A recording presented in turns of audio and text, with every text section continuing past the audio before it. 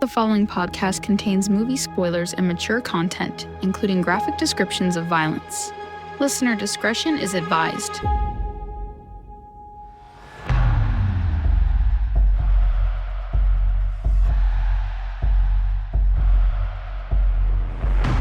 Welcome to Opening Kill, the podcast that dives deep into the chilling world of horror films. Every Thursday, we explore a different movie, from cult classics to modern masterpieces, uncovering behind-the-scenes secrets, analyzing themes, and sharing fun facts about your favorite horror films. Join us as we chat with filmmakers and fellow horror film fans to celebrate the fear in cinema. And now, the hosts of Opening Kill, Michael Doran and Brian O'Connor. Hello, Michael Duran. Hello, Brian O'Connor. With an O-R. With an O-R, not an E-R, as I've been known to. We've been friends forever. Someday you'll learn how to spell my name, I think. To be fair, I don't know how to spell most things, so, It's all good. Welcome to Opening Kill. This is episode 5. Yeah, and it's a special one. Very special one. Lots to talk about. Of course, our big movie is Krampus from 2015. Love this movie. We also have the scare preview later on where Michael and I will each pick a movie that we're excited about seeing down the road, and we'll do that. We also have a special guest. Shay Astor is with us. We got that too. We're going to talk to Shay here pretty soon. She's a good friend of mine and of the podcast. She's a professional makeup artist, has done work on film and TV stuff and lots of theater experience as well. So we're going to get her take on this movie. In fact, she is the one that actually introduced this movie to me several years ago. Hell yeah. So excited about that. Also excited about the movies we have seen over the last couple of weeks. Tell me what you've been doing. I've been seeing entirely too many. I'm not going to go over all of them, but I did see Heretic finally, which I loved. Incredible. You were right with the Hugh Grant's performance being just insane. Right. Yeah, that's easily his best in my opinion. I also saw this movie called The Sacrifice Game, which is okay. And then in honor of the Nosferatu movie coming out, I did watch the original from 1922, which was good for what it was. I mean, I'm not a big old school fan, so I'm not. That's pretty old school. Yeah, it doesn't even have sound. So, it was charming for what it was, but I'm really excited for the new one. Perfect. So the movie I wanted to talk to you all about last time, I didn't get a chance to see it in time for the podcast, but that was Werewolves. Yeah. Which I thought, was amazing. I don't know if there's any such thing as a perfect movie. This came pretty close. The effects were great. The werewolves were badass. I have one gripe about it, and if you're not familiar with the movie, it basically is what happens after a supermoon basically awakens a dormant gene in human beings. They all turn into werewolves and millions of people die.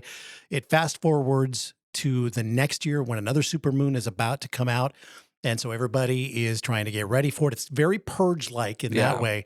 My problem was they didn't really set it up that well. I mean, in the movie itself, in filmmaking, you're told show, don't tell. And they basically had super titles that said 1 year ago, this happened. And then they had a couple of flashbacks, but it made me feel like I was walking into a movie and I was 20 minutes late. Right.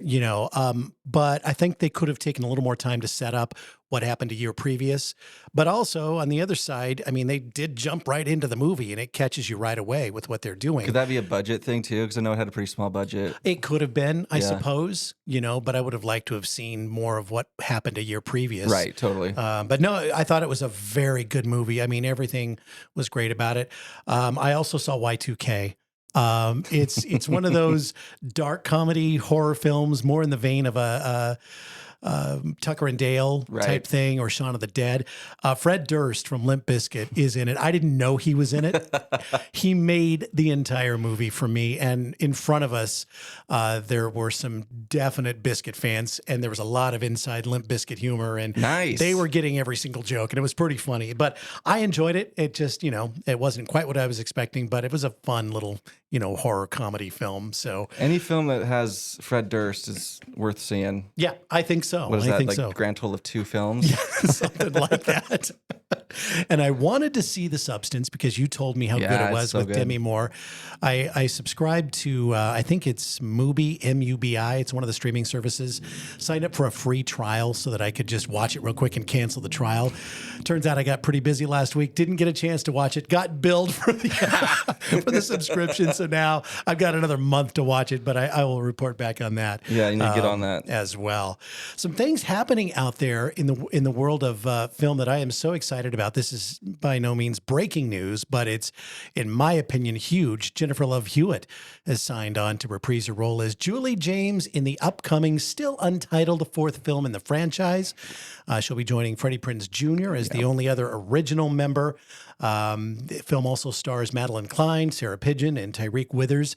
It's going to be released July 18th next summer in the U.S., and this is what I'm really excited about. It's a direct sequel to I Still Know What You Did Last Summer, which means they're ignoring the 2006 direct-to-video I'll Always Know What You Did Last Summer, which, by the way, is one of the few rare films that achieved a 0 rating on Rotten Tomatoes. Good for them. And it still stands that way 18 years later. There we go. So, At least they're consistent. anyway, and Yeah, I also, haven't seen that one. Yeah, I did, but I don't remember it. That's how bad good. it was.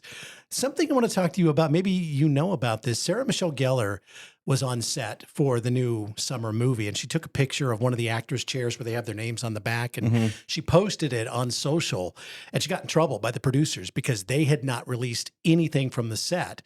So she kind of backed away from it. A reporter asked her what she thought about Jennifer Love Hewitt coming back to the franchise. She turned and walked away from the reporter, wouldn't answer, and just... So I'd heard that there might have been a thing between those two. I don't know, but Yeah, the fact... that's I mean, unfortunate. you could say, well, maybe she got in trouble for taking pictures. She doesn't just want to comment on it at all, or maybe she just doesn't want to talk about Jennifer Love Right, Hewitt. I there- tend to believe that. I mean, it's probably that, but I would. That sucks. Like, Yeah. I don't like when people don't get along, especially in the movies I like. I'm like, no, you're friends. Yeah. Yeah. Well, not always, Yeah, apparently. I know. Not always. I guess Daphne doesn't like her. Who knows? What are you going to do? What are you gonna do? So you got some Scream news? Yeah, that's basically what I do. Just update on Scream. We got some crazy casting. It's just like coming like rapid fire now. Mason Gooding, who was Chad Meeks Martin in Scream 5 and 6, is coming back, which is interesting. I can't imagine he's going to be anything but the opening kill to try to like tie up some quick little loose ends, maybe. I don't know what they're going to do with him, but he's back. Yeah. And then the big one, Courtney Cox, officially announced to be back. And then it's not official yet, but what's his face? McSteamy, that guy from Grey's Anatomy. He is, it's talks are heating up with him. The look you're returning. getting from Shay right now is pretty... McSteamy might be back. We'll well, see. There you go. And yeah, so those are just some of the things happening in the world of horror right now. But I'm super excited. The summer movies, those are some of my favorites. The first two. The third one again, don't bother with it. But I'm excited about this one. Yeah, So, I even like that second one, which wasn't greatly received, but I thought it was a lot of fun. I thought it was really good. It was fun. It was fun. I thought it was very fun. So joining us for the episode today, Shay Astor. Hello, Shay. Hello, hello. Hi. So good to have you here. Well, thanks for having me. All the way from Arizona, you're here. Tucson, Arizona. She flew all the way from Arizona just to be on the podcast. Yeah, no, That's it amazing. wasn't for Christmas. I Was it for- literally go home tomorrow. Yeah, good. That's what we were thinking. Perfect. So we're going to talk Krampus, a movie that you actually introduced me to a few years ago. I had not seen it. You had, and I think you had. Oh, I owned it at that You point. owned it at that point, right? So we watched it, and I just fell in love with this movie. It's unlike a lot of horror films. The deaths, the opening kill, everything is very... just makes you wonder. There's nothing really concrete. You don't Right. see a lot of what happens with the kills. Some of them you do. There's a lot of non-human kills, like gingerbread men that go up in flames and get destroyed. bears. Teddy bears, Yeah. robots, all this stuff. So we'll keep track for you on the opening kill list as we go through our deep dive into Krampus from 2015. Interesting film, directed by Michael Dougherty, who actually made his directorial debut back in 2009 with one of my other favorite Halloween Yeah. movies, Trick or Treat. Trick or Treat. It's Yeah. a classic at this point. The best. The best. This was released December 4th, 2015. filmed in New Zealand between April and May of 2015, made a ton of money, was on a budget of $15 million, and they ended up making around $61 million.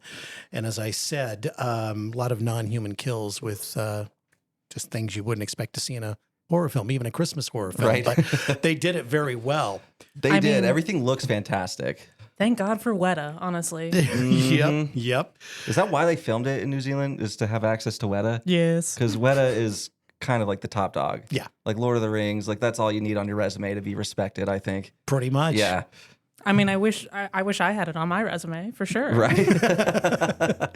So if you have not seen Krampus, you can continue to play along with us here, or you can pause, go watch the movie, and rejoin us. But basically, this is set during Christmas.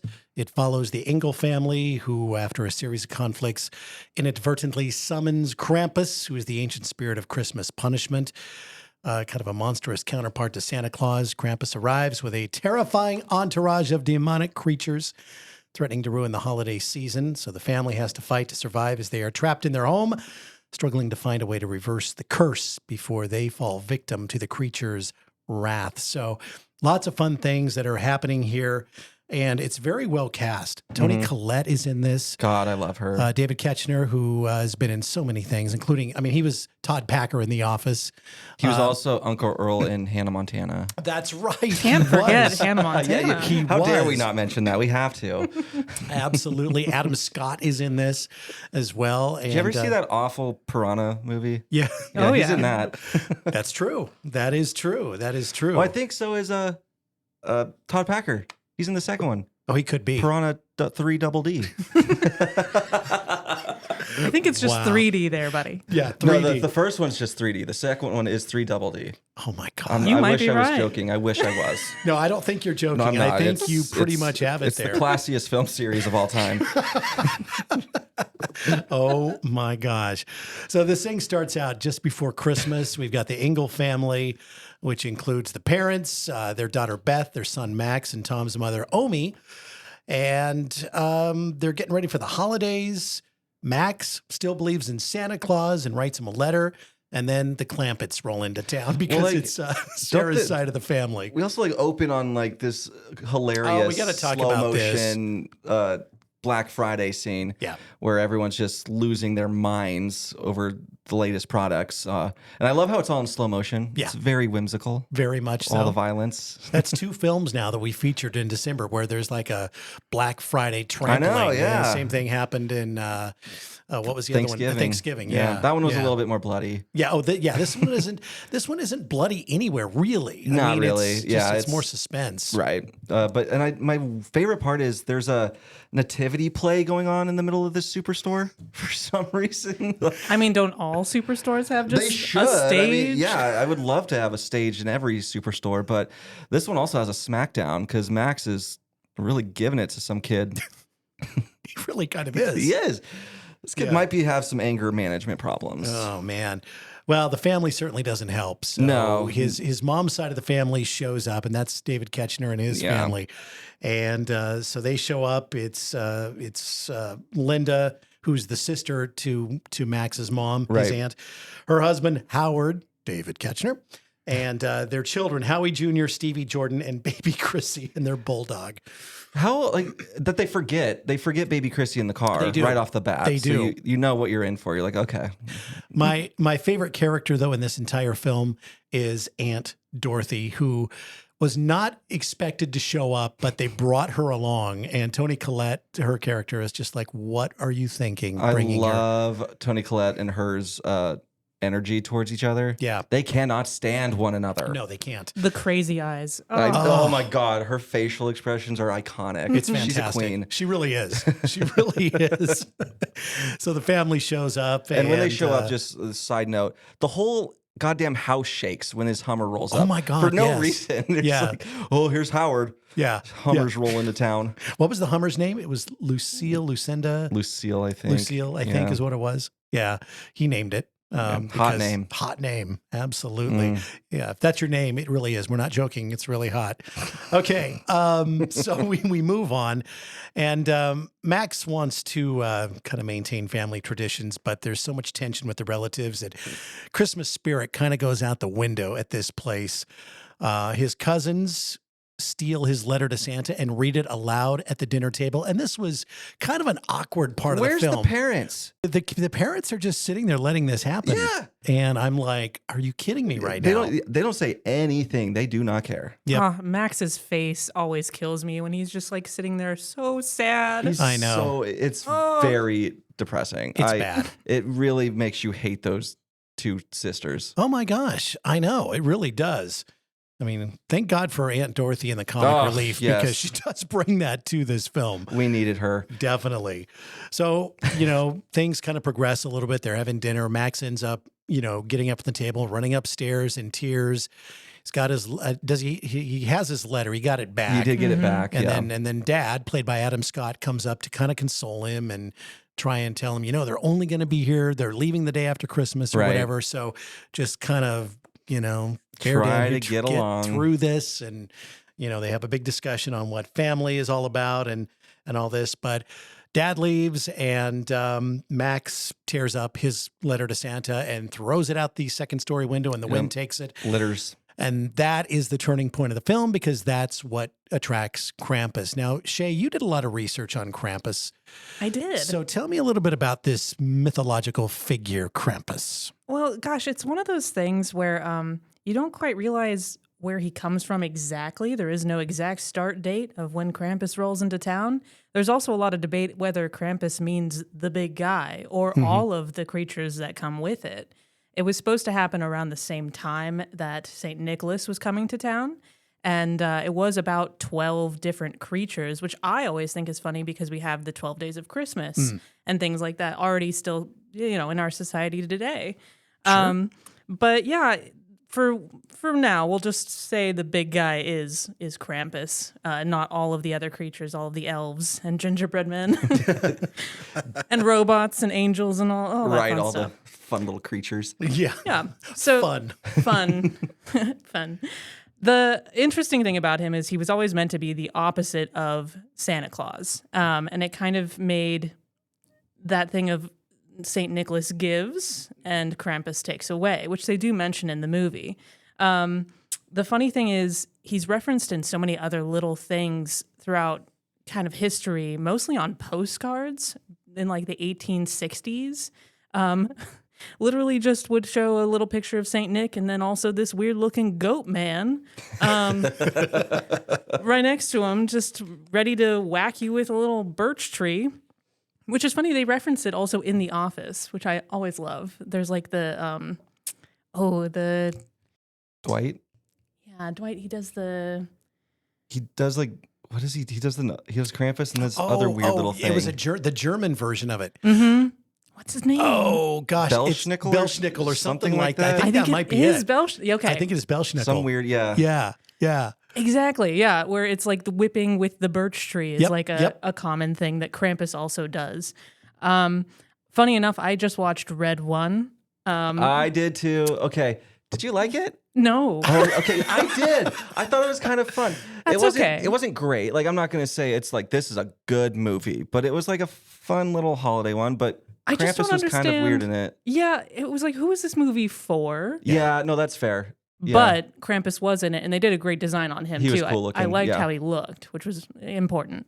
But yeah, they kind of, the history of Krampus is still kind of unknown of start, but he's been around. He's been banned, like celebrating him at any point, especially by some of the Nazis did not want him around in like the 30s. Really? Yeah, they just were like, we're not doing the Krampus run. We're not doing no one walk around whacking people with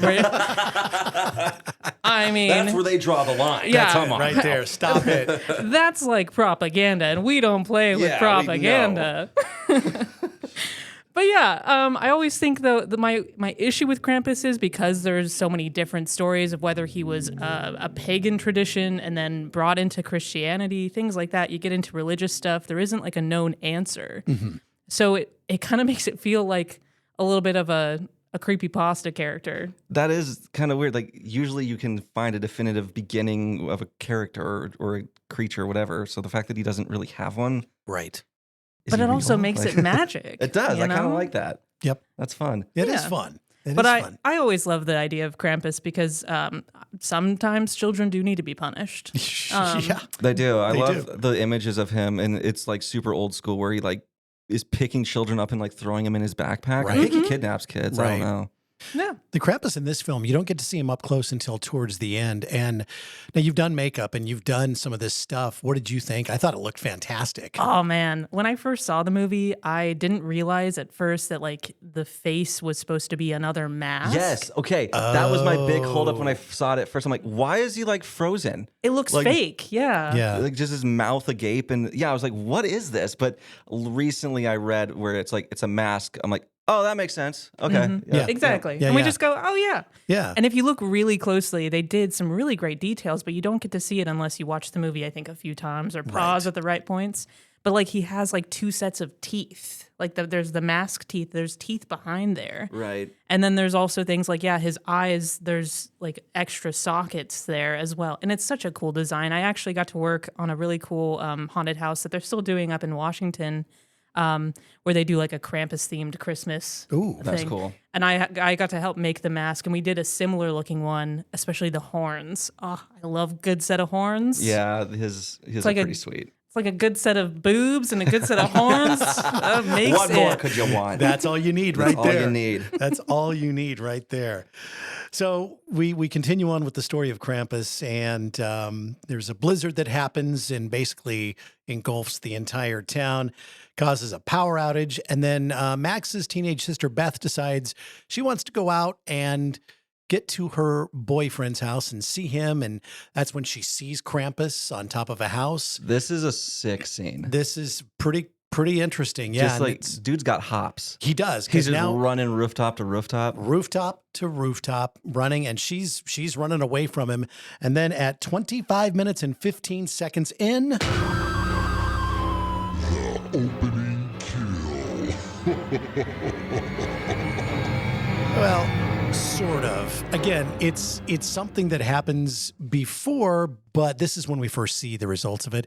And our opening kill goes to the delivery truck driver, Yep. who is frozen in his truck with a look of fear. His mouth is agape, and he saw Krampus, and I don't know, he's dead. It looks pretty cool. The little like close up you get of it. Yeah. It's a cool looking thing. And he actually did drop off a package at the house before True. all this. Yep. And then they also found a giant sack of toys that no one knows where those came from. Right. And they did just decide to bring those into the house, which is, You just bring him Great. in. Yeah, exactly. So the official cause of death is hypothermia, but we'll leave it at that. He is frozen inside there, but obviously he saw something that scared yeah, him because he to looks like he got death. frozen by like Mr. Freeze. Like it's that kind of. Yeah, exactly. Scared to death. Yeah. And this next scene is pretty cool too, Mm-hmm. because she tries to get in to the truck, and then she, it's all frosted over the side window. So she kind of, takes her hand, wipes it. And then when she sees the delivery driver, panics, and then she rolls underneath the truck. And then you get this sick scene of Krampus's hooves just smashing down onto the, like right outside the truck. Right. And then the little jack in the box gets put down next to the truck. And then we don't really see what happens to her, but we never see her again. Yeah. So, And the Jack in the Box is kind of coy in this scene. Like he's taking his little time, like crawling out, Yep. and he's so little. Yeah. which changes. which changes a lot. Yeah, I'm so glad we get to see him later. Me I too. know. And we'll talk about it. But let me just say the mouth on the big version of the clown will give you nightmares. It's disgusting. It's disgusting. best way. In the best way. Seeing the behind the scenes of how that creature moves is even cooler. I'll have to watch that. I love Honestly. behind the scenes stuff. yeah, same. Yeah. I need to check that out because it's a sick design. So that's it for Beth as far as we know, and then we move a little bit further into the film. And when Beth does not return home, Max is the one who actually tells his parents, "Hey, she's not back yet. Right. Now it's nighttime. It's dark. The blizzard is going full force." So Tom and Howard decide they need to go get into the big SUV and the Hummer and go try and track her down. complete with like 8 gun racks in it, like Oh my fold up God. ones, like just like this, like Batman's Hummer. Just Nothing says happy holidays like 8 gun rack. yeah. 8 gun rack in not your in the in your Howard vehicle. household. Where Not are at the all. kids sitting, honestly? That's a good question. They Yeah. sit on the guns. We're not going to move the guns for the kids. Absolutely not. at all. So they get to the boyfriend's house and it's been just demolished. I mean, it's, we do see a gingerbread man he's been impaled by a knife into a refrigerator. So I guess it's not on the official opening kill counter, but I guess if we were going to say that was an official kill, that would be number 3. Right. Beth being number 2. So our sheet is off by a number, so we'll have to do the math in our head. And math is hard for me, so We'll definitely do our best. So we got one guy who can't spell, one guy who can't count. But yet we can do a podcast, damn it. We're the dream team right here. Numbers and letters. We don't do those. Kills, though. Yeah, there you go. There you go. So they end up at the house, and then they leave the house, and then Howard gets pulled down into the snow, and he almost loses it. Tom saves him from this unseen monster that's grabbed him. They end up going back home. Howard is injured. Yeah, like the thing, whatever it was, like fucked his leg up. Pretty much. It's gnarly. And so they get back home. They're boarding up the windows and trying to just turn it into a fortress to keep all the bad things out. And then we sneak up to another scene. Howard volunteers to take the night shift because somebody has to make sure the fire is going all the time, because Omi, the grandmother, says make sure the fire is always burning hot. And so somebody has to be on watch. So Howard decides to be the first one. And what Useless. does he do? Dumbass. Falls asleep instantly. Of course he does. It doesn't take him Classic long. Uncle Roll. Then you get some very cool sound design and some noises and things happening. And then you see a gingerbread man lowered on a hook down the chimney, comes out into the fireplace on a chain, and he's making noise. And that's when we see Howie Jr. wake up, because they're all sleeping in the living room. And he's a well-fed boy. He's really a well-fed boy and doesn't look very intelligent. No, and he's not a very nice boy. No, he's the worst. I'm sure the actor was pleasant, but the character he plays, not so much. No, he's gross. Does he even say a word? No, No. he just stares at you with his mouth open and just like drools at you. It's very unsettling. Yeah, good point. He never says a word. I don't think he speaks at all. Easiest film role to have. No lines, right? So he wakes up, sees the gingerbread man, and it's like, ooh, and goes up to it, picks it up, and takes a bite out of his head. Well, the gingerbread man, after a beat, comes to life and screams at him.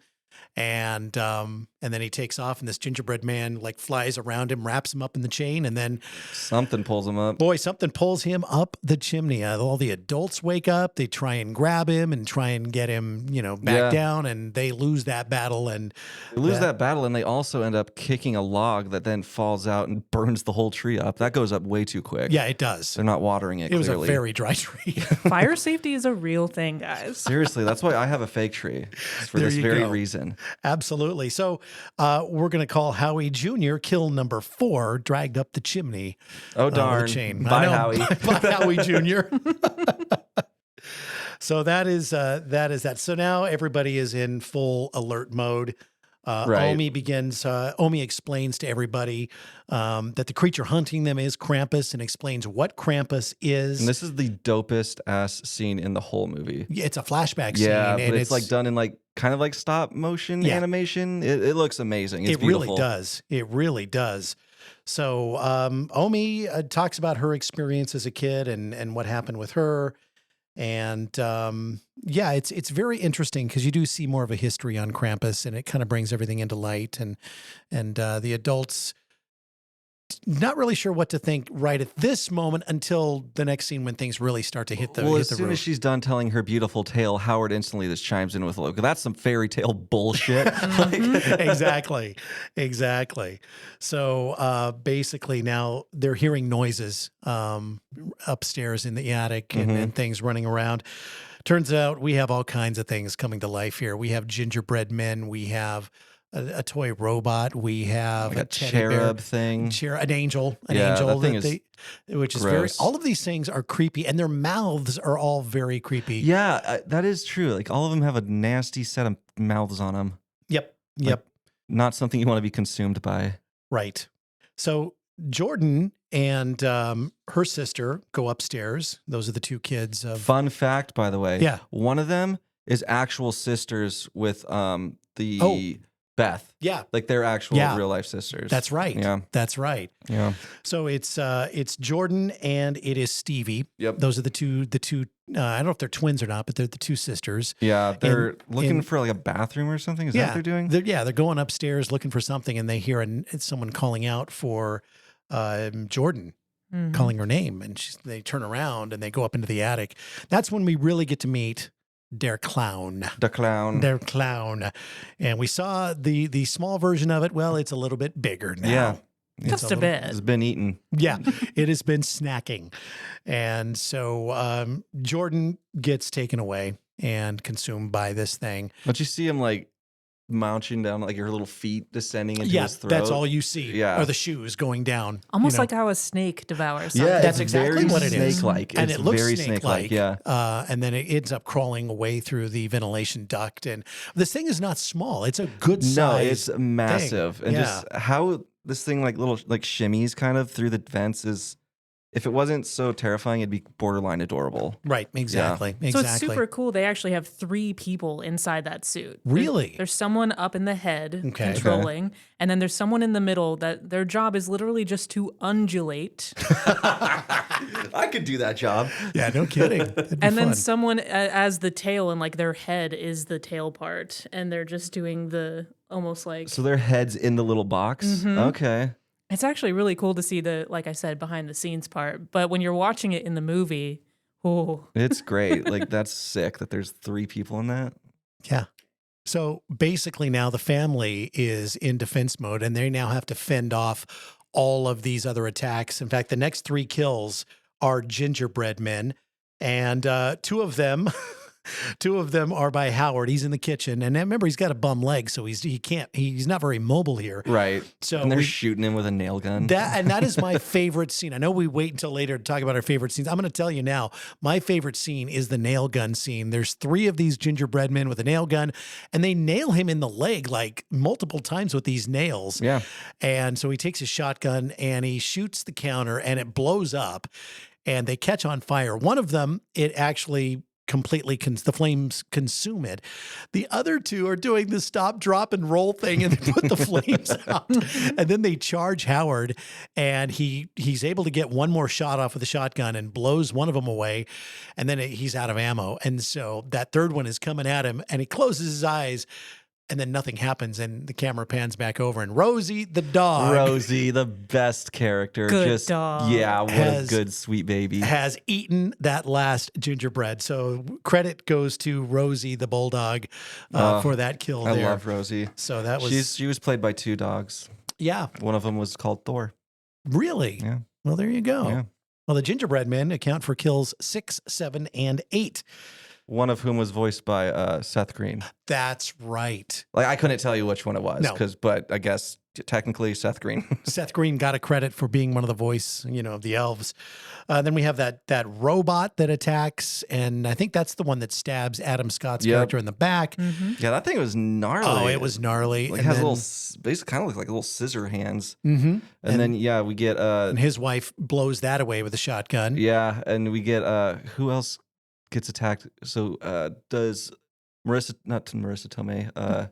I wish Marissa. Oh Tomei my was gosh, that would be right? That would be great. Tony Collette gets attacked by the cherub, the Yep. angel thingy. Yep. And then We her have- sister gets attacked by the teddy bear. Yep. The dog goes first, though, because Rosie the dog ends up getting eaten by the clown. Yeah, I hate that. Because Max lets him loose in a ventilation shaft to go track him Yeah, down. the thought process on that. It's like, I'm not sure. Go get him. Yeah. Like, And no. so he runs up and the dog goes through the ventilation, gets up to the attic area, and then that's all we hear, a little whimper, not much, and then the dog is gone. I would die for my dog. Yeah, I like, would how dare not. Max? I would not just turn him loose to go get something that evil. Especially Rude. like that family is clearly, it talks about how not well they're doing financially. So you're going to just kill their purebred English bulldog? Right. They could sell that for food if they needed to. God. Oh, What about my how God. would we do the guns first and then we do the dog? Yeah. Well, there's multiple things. The Hummer, all these things could be pawned off before. But Aunt Dorothy gets a hold of a shotgun, and then she takes out the teddy bear and also takes out that cherub, that Which angel. is impressive because she's been drinking all night long. She taught me how to make peppermint schnapps. So I drinks. was And just all the going kids, to yeah, say she's- the first thing she wants to do is teach the kids how to make peppermint schnapps. Come on, kids, follow me into the kitchen. And like poor Tony Collette's just making this beautiful dinner, and she's like, "That's gonna plug my pipes." Yep. You're like, just like nice. She's Nice. definitely got some of the best lines She in does. this She's film. she's a gem. Yep, she definitely is. So we move on here, and unfortunately, we don't get to see much more of Aunt Dorothy because that's when the elves attack the house. These are Krampus's minions. They break in and they wreak havoc. They steal the baby. They do steal the baby Chrissy. And, Poor Chrissy. What's she been doing this whole time? right. Who knows? Don't know. No one's been watching her. Nope. Plucked just like that. I'm pretty So- sure the dog was in charge of watching her. I think so. Probably. No, they screwed that up pretty well. Yeah, they got rid of Rosie too soon. So Aunt Dorothy and baby Chrissy kills 13 and 14 according And to the Dorothy's has the best sound effect. Oh, my when she God. gets whipped out of the house, it's like this comical. Yeah, like, She does. And then Howard gets carried away by elves too. So, in fact, he tries to be a hero and that doesn't work. So he lunges and then out he goes. So now we're just down to the main family here pretty much. And yeah, the house is a mess. And they decide that they need to go and find something. There's a snow There's plow. an abandoned snow plow that they want. found when they were like looking for their daughter. So Right. that's the plan now is find the snow plow, get it running, and get out of here. And the plan was for everybody to go, but Omi stays behind. And as soon as they go out the door, she actually shuts the door and then boards it back up. And Right. I don't Um, understand that I'm choice. not sure either what she was doing there. She was pretty much sacrificing herself. Maybe she thought that if she sacrificed herself, Krampus would leave the rest of the family alone. Well, even Max just like, no, it's okay. She's got to do this. It's like, Yeah. what does she got to do? Yeah, that was never really defined in there. No. But They do mention multiple times that like sacrifice is what Christmas is kind of about. Sure. So maybe that was what she was thinking. could be. Yeah, that could be. But it didn't work. It so- didn't. No. But this is where we get our first like good look at Krampus. Yeah. Like he comes down the chimney, just demolishes it because he doesn't have the magic that Santa does to be able to Mhm. fit. And then we also get to. Did you notice he has a wedding ring on? Oh, I didn't notice Yeah, that. I notice want to know that. who's married to Krampus. Me too. Mrs. Krampus. Yeah, I bet she's hot. Oh, I'm sure. Oh yeah, she's a total babe.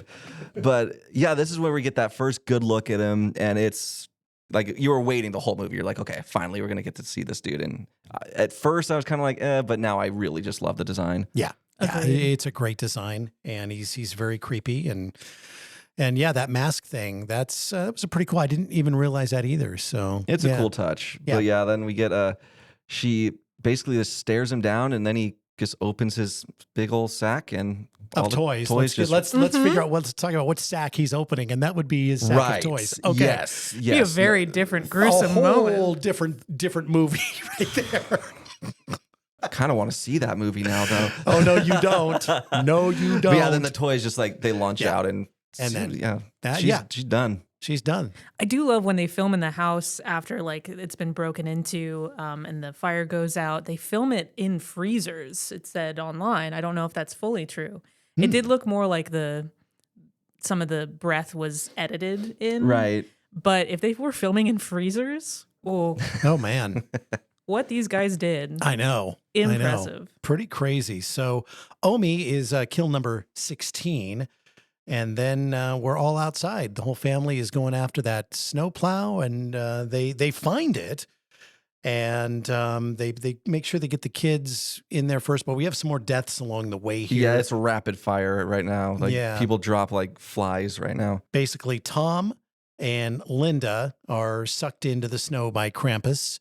And Sarah too. then Sarah goes next, leaving just Stevie, one of the kids, the other sister, and her cousin Max, the main character here in this story.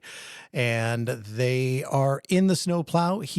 What the funny line here, he's trying to get it started to go, and she's yelling at him to make it start. And he's like, I can't drive a stick shift. We have a hybrid at home. So it's like, okay, yeah, you kids. So they basically They don't get it running, right? no, they do Yeah, not. that plan failed. Yep. Yeah, they actually they get out. The elves break in and rip them out, don't they? They do. Yeah. Okay. Yeah, they're taken away by the elves. And then Krampus confronts Max, gives him a bauble with his name on it, wrapped in pieces of his discarded letter, which is what started this whole mess. So Max in now the first realizes, place. hey, this is all your fault. Your family's dead. Yep. Good job. Yep, exactly. Did it to himself and his family. So they And get this to scene's this. pretty cool, though. Yeah, it is. I don't know what they did to conjure this giant pit to hell in the middle of the road, but they have like this giant pit, these weird like beasts that I think are supposed to be Yule goats. Mm-hmm. I think. Right? Correct. Okay. All right. Yeah. Look at me. Yeah. I know my lore. Yeah. But it's a cool scene. They're like having a great little party. They are around this fire I want to be pit. invited. Right before the fire pit scene, though, there was actually a moment where you thought Krampus might show some compassion because Max is crying when he's begging, Right. and Krampus takes one of his long fingers with his nails and wipes the tear. And you think, oh, and then it's like, nope, you're not getting out of this. No. So Stevie is dropped into this fire pit to nowhere. Yeah. And then next, it's Max. My And- favorite part is right before all this goes down, like he confidently like just yells across the street, "Hey, you asshole!" to Krampus. Like, Right. Like I that's truly some think audacity. Yeah. Like kids swearing is just so darn funny. It is. It and is. just like I don't know where he gets off. He saw this dude just murder his whole family. He's just Exactly. gonna, I don't know. He comes Yeah. at him. Yep. And then all of a sudden we wake up and Max wakes up in his room. It's beautiful. The house is fine. The There's nothing sun wrong is with it. shining. Absolutely. It's Christmas morning and everybody is alive and well. So he goes downstairs. His sister Beth looks at him and goes, "It's about time you got up. We've been waiting forever." So, and then all of a sudden the whole tone changes because as they find Krampus's bauble among the presents, the family starts to have memories of these Oh, terrible wait, things yeah. that happened, and they recall these horrific events. And then the camera pans out, and the house is shown through a magical snow globe Right. that Krampus is placing on a shelf among all of these other snow globes. Yep. And this is So- where it's really open to interpretation. What the hell just happened? Exactly. So total of 21 kills in here, but are they killed? And Right. we still have not accounted for the boyfriend, Beth's boyfriend and his family. Yeah, the plus whole neighborhood. The whole neighborhood. Yeah. Mm-hmm. I mean, there's no reference to what happened to them, or Right. did they leave before? Did everybody just conveniently leave town? Maybe and- Krampus just like, hey, I'm teaching this family a lesson. Just, we'll put you up in the hotel. Just get out of here for right now. Right, exactly. I could definitely see him doing that. I think- Just yeah. with his little snake tongue. Yeah, just- and he would definitely pay for it. Like, Yeah. Oh, he'd be yeah. like, yeah, he's a giver. Yep. So it's open for interpretation. But again, my favorite scene was the nail gun scene That's great. with the gingerbread men taking out Howard. And then my favorite character by far, Aunt Dorothy. I was very sad to see her dragged out as soon as she was. But she was pretty badass with that shotgun. She was. My favorite scene is I really like the weird little creature celebration at the end where they're all just dancing in the street. It's a great little block party. Yep. And then my favorite character is probably Toni Collette, just because I love her so much. And any movie where she like verbally abuses her family at a dinner table. Oh my gosh. Yeah, and she does it here. So I was happy right there. The first movie I think I ever saw her in was The Sixth Sense. And I know that She's in that? She's the mom. Mhm. Yeah, she plays his mom. And I know she had done things previous to that, but I think that was her big breakout role. Right. And then you see her in just about everything. I mean, she's one of the most sought after actresses, but just brilliant in this movie. Yeah, no, she's incredible. Yeah. Like so much fun. Her facial expressions through this whole thing are just top notch. Especially this one scene we didn't touch on where she's putting up the picture that they just took with Santa, and Santa's just like checking out the daughter's ass in it, and her face is just like, "Are you shitting me?" Like, Yep. God damn it. That. You have a favorite scene, Shay? I do, but real quick. Yeah. Have you seen Connie and Carla? No, I have that? not. Is that a show? It's got Tony in it. Okay. And she's a woman dressed up like a drag queen to hide because she saw something that she wasn't supposed to see. Well, she's like in witness protection? Kind of, sort of, but they do it on their own. It's her and Oh my God. God. On their own. Pretty much. That's great. That's fantastic. They literally decide they're theater people. They go and they hide in West Hollywood and dress up like men dressed as women, and it's hysterical. And her face is in that. Oh, it's very lighthearted. And if you like music, like musical music, I do. it's worth a see. Okay. Oh, that is What's that? fantastic. Is it was a show or a movie? A movie called Connie Okay. and Carla. I will add that to my Letterboxd watch list. There you There go. you go. Perfect. What was your favorite scene in Krampus? Oh, well, because I love effects so much, Right. I do think the attic scene in general is just so fantastic. Yeah. Filmed so well. Yeah. And then the creature designs and up close we get to see on them is impressive. Mm-hmm. And then, of course, the Jack in the Box clown is like so great. He really is an icon of this movie. He might have even stolen the show more than Krampus, I honestly. agree. Yeah. Yeah, I think so. He's probably in it just as much. I think so. Well, I know even Maybe more even probably, more, yeah. I think. I think a little more. Yeah. Because you see Krampus, I mean, there's only 2 or 3 times towards the end where you have close-up scenes with him. This damn clown is all over the place, once the movie starts going. Yeah, so, true. Yeah, Same. definitely. So as far as a grade, I give this movie an A. I think I gave it like probably 4.5 stars on Letterboxd. That's my rating system. So that's an A. It's an A it's minus. An A, yeah. It's a great movie. Yep. Yep. And Shay, what would you give this movie? I haven't decided what if I'm doing letters or numbers. Okay. And I know you guys aren't good with those normally. We're good with neither. So That's why I go with stars. There we go. He's good with I can't stars. misspell a star. Shapes are very easy. Yes. That's true. I think I'm going to go letter grade because there's more options. Okay. And I do think A minus is probably where I'm at. Perfect. I do love this movie. I watch it every year since 2015. We're almost coming up on 10 years. Next year will be 10. That's true. Yeah. That's true. Wow. Some of these movies. This know. has aged very well. Like it doesn't I think feel so. like it's old. No, it is very well done to where it feels it's going to be timeless. Yep. Like it's going to be Agreed. one that's around forever. Yep. I agree. So A minus, A minus, A. So I gave it just that half little star number more than you two. But Brian, that's okay. he doesn't know numbers or What are letters. you talking Give about, him Brian? You lost me. Can't even talk about numbers and What is letters, an A? so. Coming up next, we have your scare preview, Michael and I, and we'll even have Shay pick out a movie that's coming out that we are excited about. That is coming up next. Welcome to Jaunty Haunts, the podcast about all things supernatural. After 30 years of keeping a secret, I'm finally ready to share with the world that I see ghosts. This podcast is all about getting spooky and connecting with others who might also sense, see, or feel things beyond the ordinary. Whether you're a skeptic or a believer, let's connect, share, and maybe feel a little less crazy together. Listen to the first 7 episodes now on Spotify, Apple, or wherever you podcast. That's JAUNTYHAUNTS. Jaunty Haunts. Stay spooky, ghoul friends. All right, before we get into our scare preview, we want to thank some of our new listeners. We were talking recently about expanding. We ended up with listeners in England, which was fantastic, somewhere in the UK.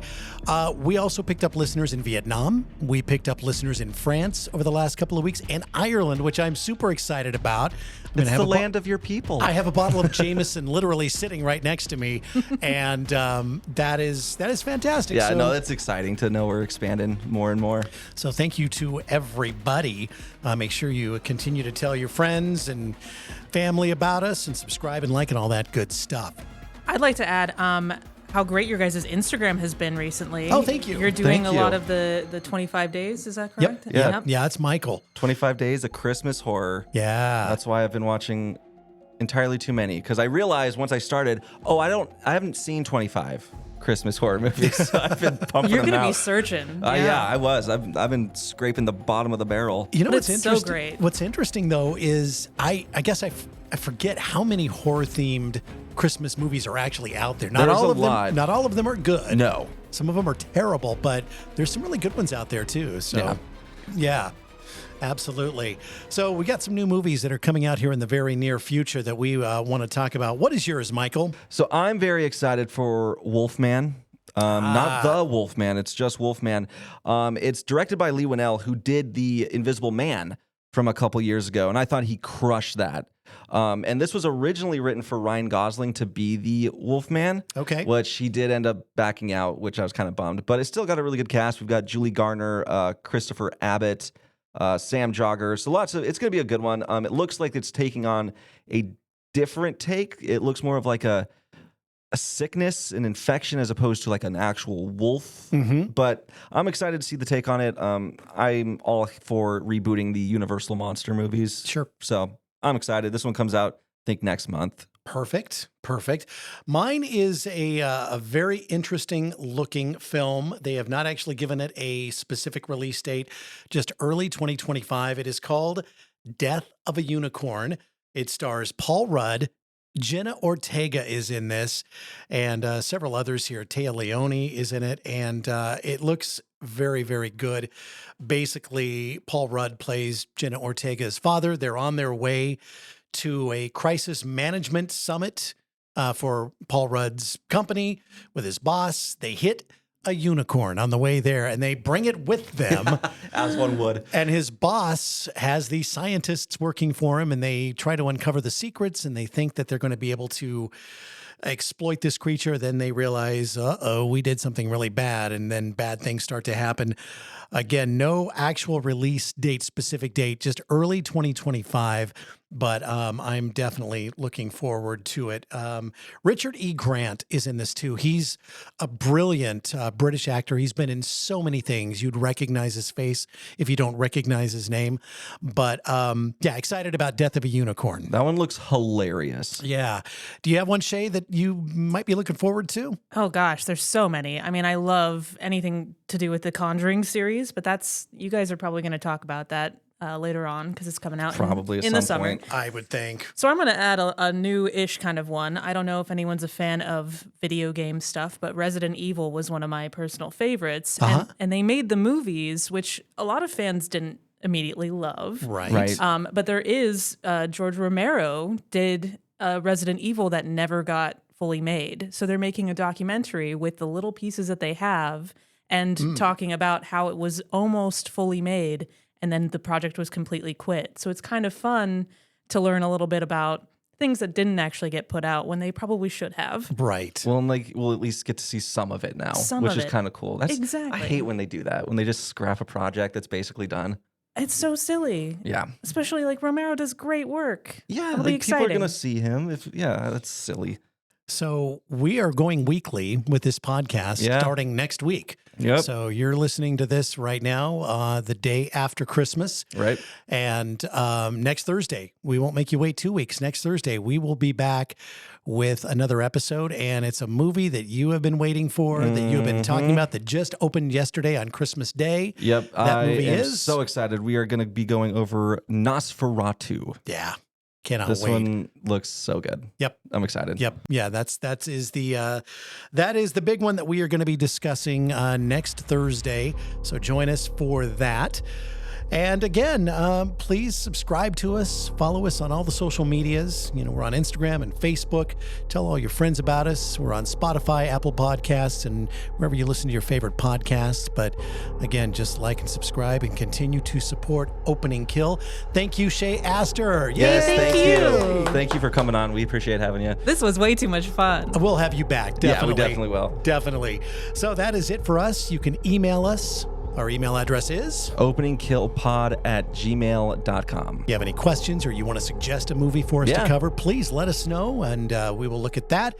Other than that, we will see you next week with Nosferatu. Ooh. The Opening Kill podcast is hosted by Michael Duran and Brian O'Connor. It's produced by Mystic Cloud Productions. Thanks for listening, And don't forget to subscribe to us on Apple Podcasts, Spotify, or anywhere you listen to your favorite podcasts. Follow us on Facebook and Instagram too. Join us next Thursday for a brand new episode.